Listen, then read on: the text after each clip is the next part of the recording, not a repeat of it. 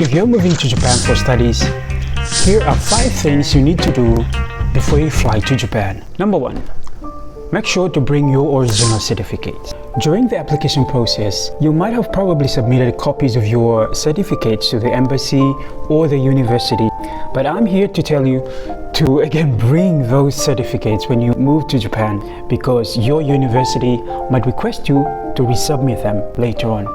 Bizarre and time-consuming, isn't it? Well, let me explain. The first 6-month period of the scholarship is a term of preparatory education. This is the time for you to learn some basic Japanese to help you get along in Japan. And somewhere within these 6 months, you are required to sit for an entrance exam before you are officially admitted as a master's student or a PhD student. Like Kyoto University, where I'm currently studying, some universities in Japan require students to submit original certificates as part of their application to sit for the entrance examination. When I applied for my entrance exam here at Kyoto University, I was going to submit this. This is my undergrad certificate from a university in Fiji. But I was told by my graduate school here at Kyoto University that that was not the document they were looking for.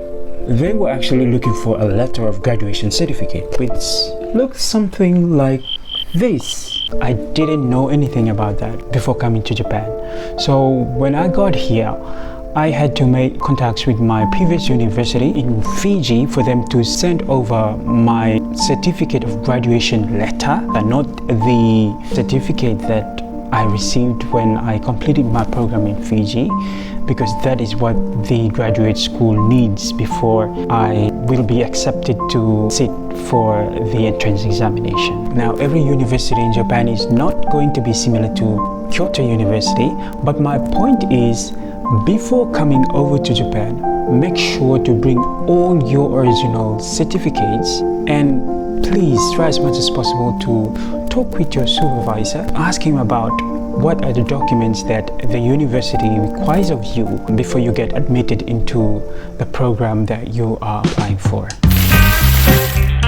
Number 2.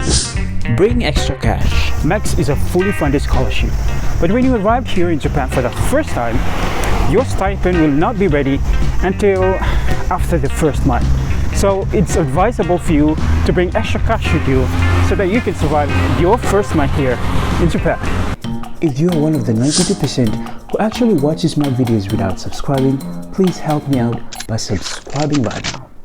Anyway, back to the video. Number 3. Ask a lot of questions. If you have applied for the Do-MEXT scholarship through the Japanese embassy in your country, make sure to ask them questions about anything that you don't know.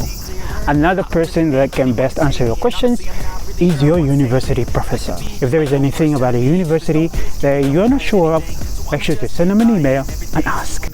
And that brings us to the 4th tip. Talk to anyone who is currently studying in Japan for advice. These students have once gone through the same process that you are currently going through, so they are definitely going to have sound advice to direct you. Well, if you don't know anyone who is currently studying in Japan, here's my Insta handle. You are most welcome to DM me your questions so that we'll talk. And my final tip is, don't worry if you don't speak Japanese. Although a lot of Japanese people don't know how to speak English, what you will find is that a lot of Japanese words are derived from English words. So if you speak English very slowly, people will understand you to some extent. My point is, you can still survive in Japan without speaking Japanese.